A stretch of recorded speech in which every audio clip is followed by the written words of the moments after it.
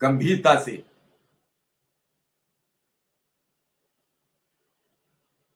सोचना चाहिए।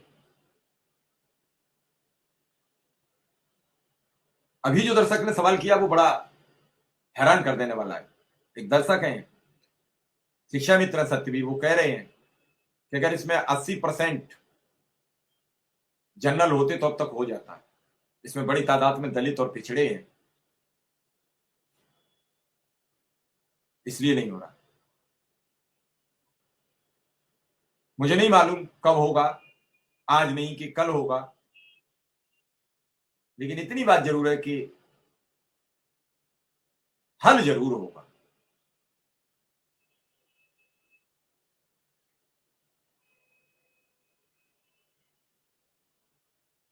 मैंने कई चीजें मैं भगवान पर छोड़ देता हूं जब अंतिम समय थक जाता हूं, हार जाता हूं, मन में इतनी अशांति हो जाती है कि कुछ सोचने की स्थिति में नहीं बनता हूं, फिर छोड़ देता हूं। चलिए कुछ और बात करते हैं। लेकिन इस बात पर कैसे यकीन किया जाए कि रोज कहा जाता है कि अब होने वाला है, फिर अब होने वाला है, फिर अब होगा। हर चीज की एक टाइम वैल्यू हो। हमारे साथ स्मृति मिश्रा जी हैं, हम देशक हैं, आ चुकी हैं, उनका स्वागत है। मैं विक्रम सिंह से भी बात करूंगा, चूंकि जी नमस्ते, विक्रम सिंह से भी बात करूंगा। स्मृति जी, आज दो अनुदेशकों के निधन की खबर है। दोनों के प्रति हमारी शोक संवेदना है, दोनों के प्रति हम अपना शोक व्यक्त करते हैं। उनके परिवार के लिए जो भी मदद हो सकती है उसके बारे में विचार करेंगे। और बेहद समस्याग्रस्त है सब मामला। कल विक्रम दिल्ली से लौट के गए हैं, आज हमारी अभी बात नहीं हो गई है विक्रम सिंह से। प्रयास करेंगे, उनके यहाँ कोई परीक्षा थी उसमें बोल लिए हुए थे। स्मृति जी, लोग अवसाद में जीकर मौत के मुंह में चले जा रहे हैं। तो मैं ये अब चाहता हूं कि ये जो विश्वासघात और ये सब चीजें जो चल रही हैं इसको निराकरण की ओर ले जाया जाए। स्मृति जी।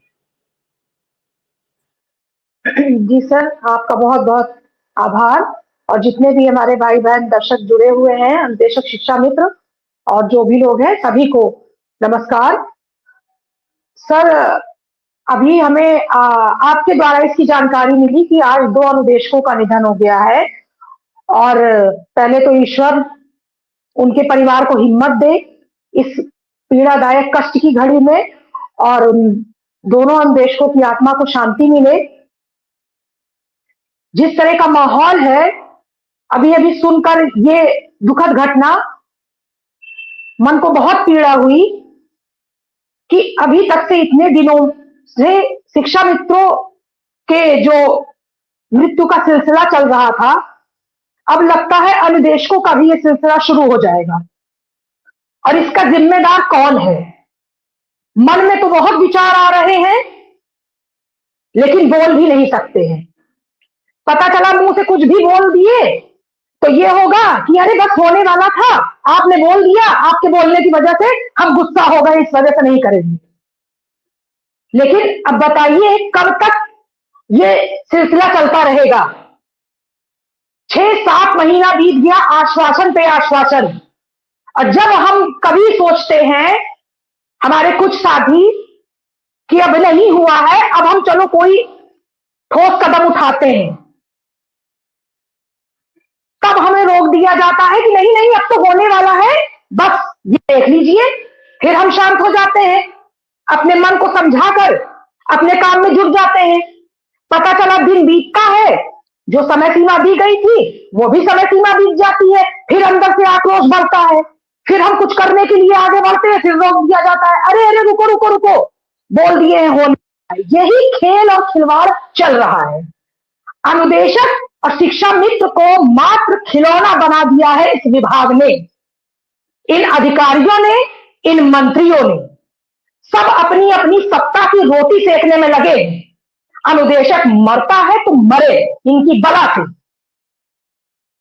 और क्या कहा जाए। सब पर भरोसा कर लिए, इनके सारे आश्वासनों को हमने धैर्य पूर्वक धारण करके और हम निभाते ही चले जा रहे हैं। कितना हम धैर्य रखें? सारे अधिकारी, मंत्री, नेता सबका सैलरी 1 लाख के ऊपर है और उनका खर्चा और सुविधाएं वो अलग, फिर भी उन सभी महोदय आदरणीयों को पैसे की कमी बनी रहती है। हमेशा उनको मानदेय वृद्धि चाहिए, उनको डीएटीए में बढ़ोतरी चाहिए, प्रोन्नति चाहिए, ये चाहिए वो चाहिए, उनको कमी बनी रहती है। और हमारे पास तो यहां 2 जून की रोटी तक का नहीं है और फिर भी हमारी पीड़ा किसी को सुनाई दिखाई नहीं देती है।